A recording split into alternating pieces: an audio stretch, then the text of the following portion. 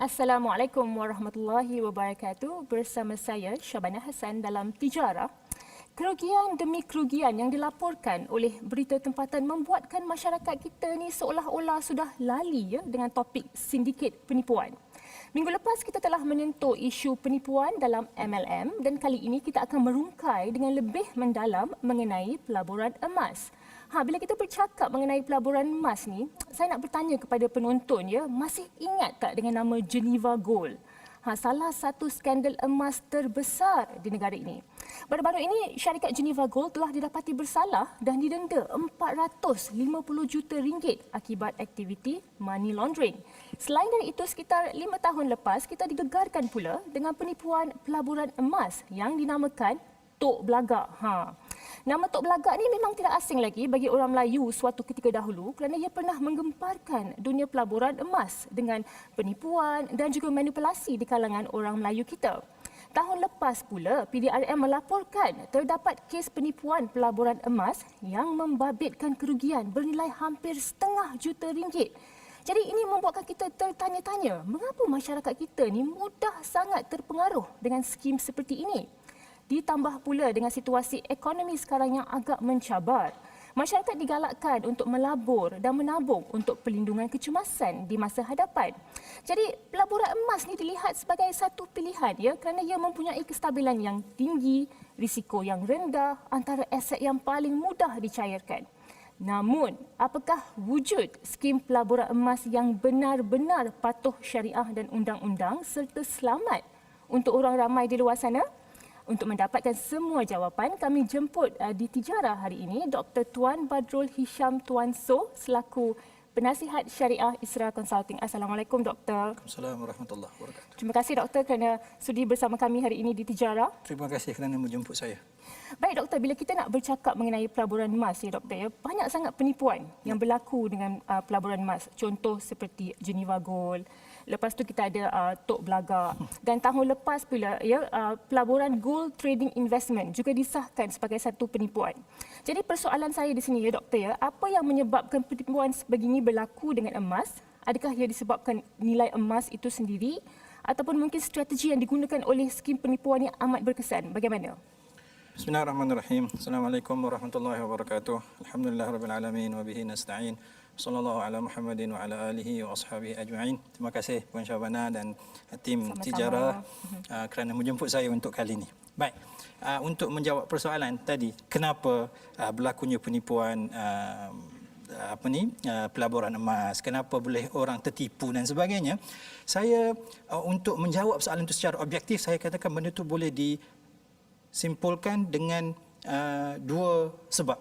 Pertama sekali kerana kezaliman ataupun orang panggil transgression dalam bahasa Inggeris kita lah kita kata, dan satu lagi adalah tentang kejahilan, ignorance. Kerana ini merupakan sifat yang semula jadi yang Allah Subhanahu Wa Taala cipta dalam diri manusia. Kalau kita tengok dalam Quran pun dalam Quran bila mana Allah nak ciptakan manusia, Allah kata inna aradnal amanata 'alas samawati wal ardi wal jibal fa abaina an yahmilnaha wa ashfaqna minha wa hamalaha al insan innahu kana zaluman jahula. Manusia ini secara fitrahnya, secara semula jadinya dia ada dua kecenderungan ni. Dia prone untuk melakukan kezaliman dan dia juga prone untuk orang panggil bersikap dengan sikap jahil.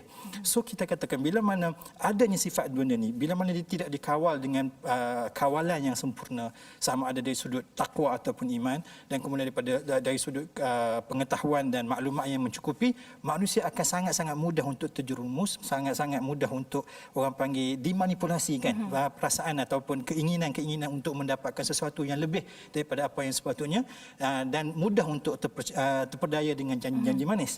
Dan kalau kita tengok pun teori ini juga disebut oleh orang panggil ahli ekonomi barat, contohnya macam Adam Smith kan, bila mana dia bercakap tentang the wealth of nation dalam tulisan dia, ataupun banyak tulisan-tulisan yang lain yang dikatakan manusia ini dia ada sifat selfishness yang memang asal-asalnya memang dah ada dah, cumanya perlu dikawal, dan benda itulah yang akan memacu ekonomi ke hadapan.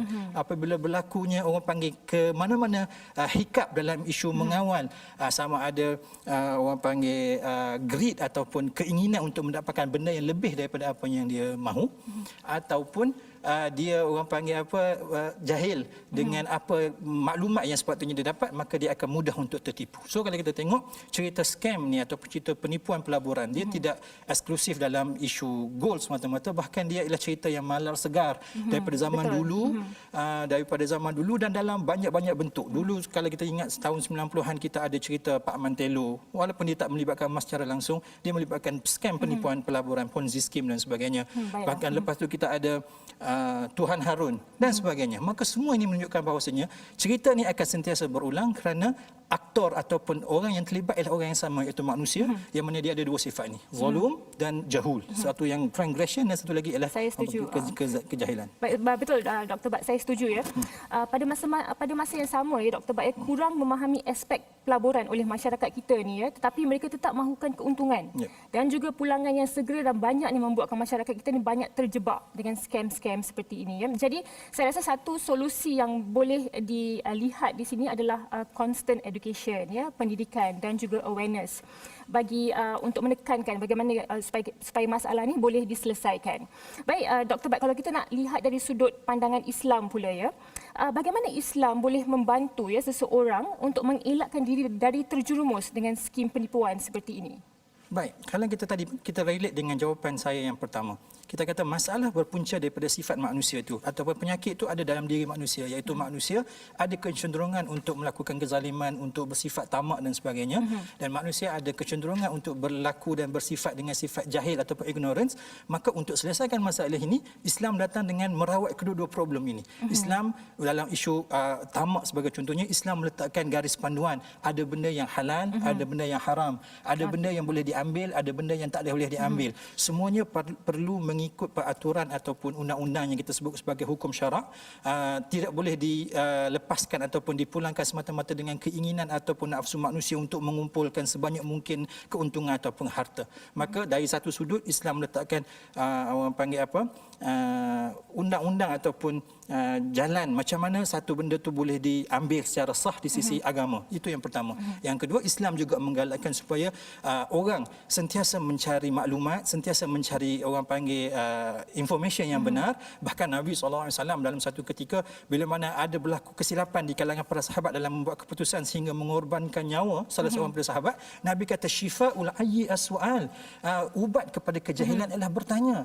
Dan dalam Quran sendiri Allah kata fas'alu ahla dzikri in kuntum la ta'lamun. Kamu kena bertanya orang yang tahu sekiranya kamu tak tahu. Maka kalau kita tengok dalam isu benda khususnya pelaburan emas, Islam meletakkan panduan yang jelas.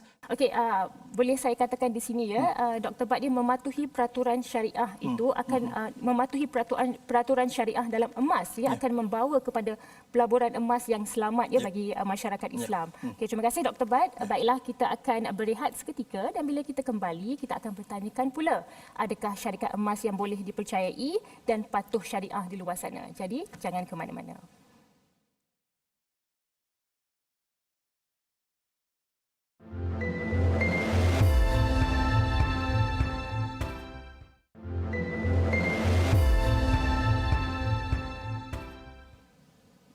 Masih lagi bersama saya, Syabana Hassan dalam Tijarah dengan topik perbincangan kita hari ini, pelaburan emas, scam ataupun reality. Baik, Dr. Bat, saya nak bertanyakan ya, dengan situasi ekonomi negara sekarang yang tidak menentu ya, dengan pandemik COVID-19, emas ni dilihat sebagai satu tempat selamat bagi mereka yang mencari perlindungan daripada pelaburan-pelaburan yang mempunyai risiko tinggi seperti shares. Okay? Contoh. Tetapi dengan begitu banyak sangat penipuan dalam pelaburan emas, ini membuatkan masyarakat kita macam agak skeptikal nak membuat pelaburan dalam pelaburan emas yang patuh syariah. Jadi sebagai seorang konsultan di sebuah organisasi yang banyak memberikan nasihat terhadap pelaburan patuh syariah iaitu Isra Consulting, saya nak bertanyalah, wujud ke syarikat pelaburan emas yang betul-betul patuh syariah di luar sana? Baik. Jawapan dia, ya, memang ada syarikat-syarikat, bahkan bank-bank yang reputable banks yang menawarkan produk-produk pelaburan emas. Dan kalau kita tengok satu-satu produk pelaburan yang melibatkan emas akan diiktiraf sebagai patuh syariah ataupun syariah compliant investment bila mana dia memenuhi beberapa ciri-ciri wajib. Dan bila kita bercakap tentang soal emas, kita kata ada satu hadis, satu undang-undang, satu kod yang perlu sepatutnya dihafal oleh semua orang, yang mana yang diriwayatkan diriwayatkan oleh Ubadah bin Samit, Nabi sallallahu alaihi wasallam sebut adz-dzahabu bil-dzahabi wal-fiddatu bil-fiddati wal-burru bil-burri wasy-sya'iru bisy-sya'iri wat-tamru bit-tamri wal-milhu bil-milhi sawa'an bisawa'in yadan biyadin. Dan Nabi kata fa in ikhtalafat hadhihi al-asnaf fabi'u kaifa syi'tum idza kana yadan biyadin. So kita kata dalam isu benda yang melibatkan emas, benda yang paling utama kita kena pastikan emas tu ada. Dan ini merupakan salah satu orang panggil ciri yang paling utama sekali untuk setiap orang yang berminat ataupun berniat untuk menyertai pelaburan emas. Dia kena pastikan pelaburan emas ini akan menyebabkan dia memiliki emas yang sebenar. Bukan semata-mata benda yang tertulis atas kertas, tapi bila mana dia minta emas dia nanti satu hari nanti dia kata, oh kami tak boleh bagi emas yang sebenar. Itu salah satu petanda yang cukup jelas bahawasanya pelaburan ini kemungkinan scam. Sebab kita kata kalau dalam syariat mesti kena ada emas. Dan bila mana satu pelaburan tu dikatakan sebagai pelaburan patuh syariah, dia mestilah memenuhi syarat utama transaksi penjualan emas, iaitu dia mesti dilakukan secara spot ataupun orang panggil secara tunai, yang mana pembayaran perlulah terus disusuli dengan pemindahan hak milik emas tu daripada penjual kepada si pembeli ataupun si pelabur tu. Jadi di sini Dr. Bat, boleh saya katakan ya, pelaburan emas patuh syariah, syarikat pelaburan emas patuh syariah memang ada di luar sana yang boleh kita percayai lah ya. Boleh. Ya. So kita kata memang pun kami di peringkat Isra Consulting pun kita ada banyak menasihati banyak syarikat, antara syarikat yang kita telah certify ataupun kita telah endorse sebagai menjalankan ataupun menawarkan produk-produk pelaburan patuh syariah ialah seperti Quantum Matter yang kita sebut QM. Setakat ini kita kata dekat Isra Consulting kita telah endorse 3 produk pelaburan emas yang ditawarkan oleh syarikat Quantum Matter Sedia Berhad ataupun QM ini, iaitu Gold Storage Account, Gold Leverage Account dengan Gold Advance Account. So ketiga-tiga ini setelah kita telah berpuas hati dari sudut strukturnya dan dari sudut orang panggil documentation yang terlibat, maka Isra Consulting telah mengesahkan bahawasanya ketiga-tiga produk ini adalah produk pelaburan emas yang memenuhi kehendak syariah, maka dia jadi syariah kompas. Bila kita bercakap mengenai Gold Storage Account, GLA dan juga GAA tadi ya, Dr. Bat ya, apakah pelaburan emas ini bagi semua lapisan masyarakat ataupun khas untuk bisnes sahaja, bagaimana? Dia untuk semua. Kalau kita tengok dari sudut strukturnya, produk-produk ini boleh diakses ataupun boleh disertai oleh semua lapisan masyarakat bermula dengan modal sekecil RM10. Maksudnya kalau kita ada RM10, kita dah start boleh join satu produk yang pertama, GSA, Gold Storage Account. Dan untuk kita participate dalam GLA dan GAA, dia punya prerequisite requirement dia adalah kita kena ada GSA dulu. Maka untuk start masuk dalam GLA dan GAA, kita kena masuk GSA, dan GSA ni macam saya sebut tadi boleh disertai dengan modal serendah RM10 pun. Maka dia boleh disertai oleh orang perseorangan walaupun tak modal tak banyak, dan dia juga QM sendiri pun telah bekerjasama dengan banyak reputable bank seperti Bank Muamalat dan sebagainya, yang menyebabkan dia sesuai untuk orang panggil disertai oleh semua lapisan masyarakat. Jadi bila seseorang itu ingin memiliki emas daripada Quantum Metal ini, dia memiliki emas daripada GSA, iaitu dengan harga RM10 sahaja. Serendah RM10. Serendah RM10 sahaja. Baiklah. Okey, seperti yang Doktor maklumkan ya, nampak macam Quantum Metal ni mempunyai banyak potensi ya untuk terus mengembangkan sayapnya dalam pelaburan emas yang patuh syariah ya. Jadi setakat ini bagaimana sokongan yang diberikan ya Dr. Bat oleh masyarakat ataupun industri kewangan ya terhadap Quantum Metal? Setakat ini, kalau setakat penglibatan kita dalam menasihati produk-produk yang ditawarkan oleh QM satu syarikat yang saya boleh katakan secara peribadi, kerana saya ada hubungan yang orang panggil secara konstan dengan QM dalam menasihati produk-produk mereka. Kita kata QM sangat aspire untuk menjalankan pelaburan-pelaburan yang patuh syariah yang pertama. Kemudian QM juga mendapat kerjasama daripada bank-bank Islam yang terkenal seperti Bank Muamalat dan Bank Affin yang pastinya akan membuktikan atau memberi indication bahawasanya perniagaan ini dilakukan ialah orang panggil genuine dan mematuhi syariah. Dan kita kata QM juga orang panggil dia mempunyai simpanan emas yang kita memang kita tahu. Kita sebagai penasihat syariah kita telah menjalankan audit dan sebagainya, dan emas-emas yang disimpan maksudnya dia melibatkan fizikal emas fizikal yang sebenar boleh diakses bila-bila masa sahaja. Dan maka kalau seorang pelabur tu dia beli emas daripada QM, disimpan dalam GSA, dia participate dalam GLA dan GAA, kalau dia nak dapat emas anytime dia boleh redeem. Baiklah, fizikal emas tu adalah penting untuk memastikan sesuatu syarikat itu adalah patuh syariah ataupun tidak dalam pelaburan emas ya Dr. Bat. Ya, okey, baiklah Dr. Bat, terima kasih. Kita akan berehat seketika sahaja dan bila kita kembali kita akan bertanyakan pula apakah itu kunci harga dalam urus jaga emas. Jadi jangan ke mana-mana. Sekejap sahaja.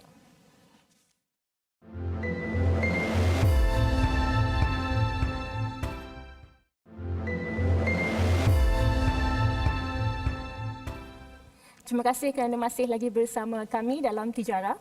Baik Dr. Bat, sebelum saya bertanyakan mengenai isu pelaburan emas iaitu kunci harga, ya, saya nak bertanyakan pula kembali mengenai quantum metal ni. Mungkin Dr. Bat boleh secara ringkas ya memberitahu apakah ciri-ciri khas yang ada dalam pelaburan emas patuh syariah oleh quantum metal ini? Dalam quantum metal, antara ciri utama yang dimiliki oleh produk-produk yang ditawarkan oleh quantum metal, dia melibatkan emas fizikal yang sebenar. Maksudnya bila mana seorang peserta ataupun pelabur melabur dalam produk-produk QM, dia sebenarnya memiliki certain amount of gold. Dia ada memiliki gold yang sebenar yang boleh diambil bila-bila masa sahaja yang dia mahu, dan emas-emas ini disimpan di dalam tempat-tempat simpanan vault yang certified, yang diakui, dan dia pula di cover ataupun dilindungi oleh insurans dan takaful dan sebagainya, menyebabkan dari sudut keselamatan emasnya sangat-sangat terjamin insya-Allah. Dan yang kedua kita tengok QM sebagai orang panggil operator kepada pelaburan ini, dia bukan setakat mengajak orang supaya memiliki emas melalui GSA tadi, Gold Storage Account, dia juga menyediakan ekosistem. Dia ada GSA untuk memiliki emas, dia ada GLA, Gold Leverage Account, untuk memberi pembiayaan orang supaya boleh beli emas. Dan dia juga ada GAA, Gold Advance Account, yang mana bila orang tu ada emas, dia boleh mendapatkan pembiayaan yang mana pembiayaan ini di-back ataupun di-cover oleh emas yang dimiliki tadi. Maka emas tadi memberikan kepada dia kuasa beli untuk berbelanja dan sebagainya. Maka kita kata QM sebagai pelabur ataupun sebagai operator pelaburan ni, yang paling utama dia melibatkan fizikal emas yang sebenar, dan dia juga menyediakan ekosistem untuk orang sama ada masuk untuk membeli emas ataupun memberi pembiayaan untuk orang memiliki emas. Ada orang yang memberitahu kepada saya Dr. Bat ya, di quantum metal ni satu lagi ciri yang khas ni adalah pelanggan boleh buat pengeluaran emas secara fizikal ataupun ke dalam akaun pada bila-bila masa saja 24/7. Betul ke? Betul. Dia memang kita sebab QM satu, dia bekerjasama dengan bank-bank. Maka pelanggan-pelanggan yang membeli yang berurusan dengan bank yang bekerjasama dengan QM boleh mengeluarkan emas tadi dekat mana-mana cawangan bank yang terlibat. Dan dalam masa sama QM sendiri, yang setakat yang saya info yang saya ada, dia ada 5 cawangan yang mana customer di seluruh Malaysia sekiranya dia nak buat keluar pengeluaran emas fizikal ni, dia boleh pergi ke mana-mana cawangan yang 5 ni, dia boleh ambil emas dia 24/7. Baik, okay. Terima kasih Dr. Bat. Okey, secara ringkas ya Dr. Bat, saya nak bertanyakan mengenai isu kunci harga untuk beli emas ni ya. Seperti yang kita maklum, emas ini mempunyai hukum syariah yang agak ketat, sama seperti mata wang, di mana sebarang penangguhan baik dari segi harga, bayaran ataupun juga serahan tidak boleh berlaku. Jadi bagaimana pula dengan kaedah kunci harga untuk beli emas ni? Contoh, ada orang dia akan kunci harga emas pada hari ini dan bayar harga tersebut selepas beberapa hari. So kalau kita lihat di situ ada penangguhan, bagaimana? Macam Puan Syahbana sebut tadi, betul. Kita kata bila kita bercakap tentang emas, antara syarat dia tadi, kita kata urus niaga perlu dilakukan secara spot. Seperti mana Nabi kata, fa idza ikhtalafat hadhihi asnaf fabi'u kaifa syi'tum idza kana yadan biyadin. Kena yadan biyadin, kena orang panggil apa? Spot.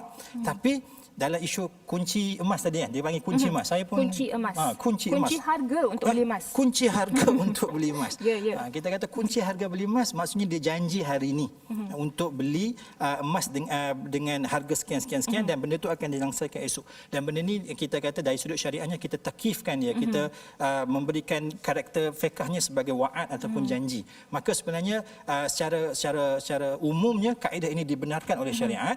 Yang ini jugalah yang telah diputuskan oleh Majlis Muzakarah Fatwa Kebangsaan kali ke-96 pada 2011 yang mengatakan bahawasanya kaedah mengunci harga emas iaitu atas dasar janji wa'ad. Dia janji nak beli berapa harga pada hari ini, tapi transaksi itu tak berlaku lagi. Bila mana sampai pada hari settlement date, dia akan melakukan akad pada hari itu. Maka pada hari settlement date itu saja. Mungkin dia janji 1 hari bulan, settlement date pada 2 ataupun 3 hari bulan, maka pada 3 hari bulan itulah akan berlaku akad yang sebenar. Dengan kat situlah yang akan memerlukan orang panggil berlakunya transaksi yang berlaku secara spot tadi itu, kena berubah pemilikan harga pemilikan emas kepada pembeli, dan pembeli kena menyerahkan secara penuh harga emas itu tadi. Bagaimana jika pelanggan pada masa itu membatalkan, mereka tidak mahu beli, bagaimana? Maka kita katakan sebagai wa'ad tidak akan dianggap sebagai sebuah kontrak, maka dia tidak ada konsekuens ataupun kesan pengingkaran kontrak yang sama, kerana dia bukan kontrak in the first place. Cumanya kemungkinan dia akan melibatkan kerugian di pihak di mana-mana pihak, yang mana kerugian ini akan dibenarkan untuk dikompensate atas basis one to one lah. Maksudnya dia tak boleh ambil keuntungan apa-apa langsung. Baik, terima kasih. Kita telah pun hampir ke penghujung rancangan ya, Dr. Bat. Secara ringkas ya, Dr. Bat, bagaimana kita boleh meyakinkan masyarakat ya terhadap pelaburan emas ini? Kerana mungkin dengan banyak penipuan yang telah berlaku, ya, masyarakat agak skeptikal nak melaburkan duit mereka, ya, duit susah mereka ya, ke dalam pelaburan emas. Jadi, bagaimana kita boleh meyakinkan masyarakat, Doktor? Pertamanya saya nak katakan bahawasanya sikap skeptikal ataupun ragu-ragu ni satu benda yang baik. Dia akan dapat mengawal dan dapat menyelesaikan masalah sejak daripada awal lagi, sebelum masalah itu timbul lagi.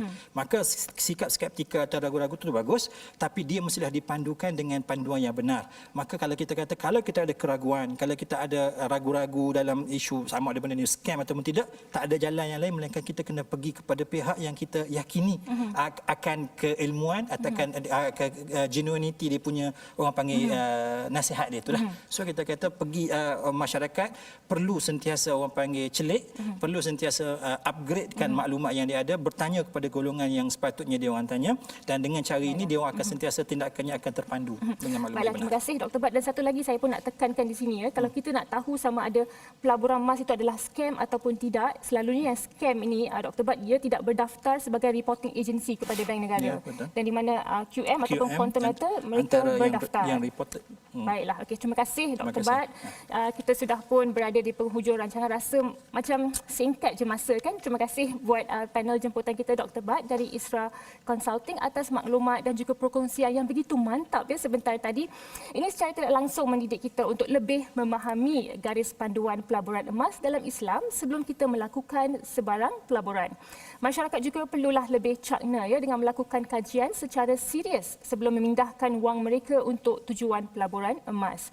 Oleh itu, pihak yang berautoriti dilihat penting ya untuk mengeluarkan garis panduan spesifik terhadap syarikat pelaburan emas agar mudah bagi orang ramai untuk melakukan semakan.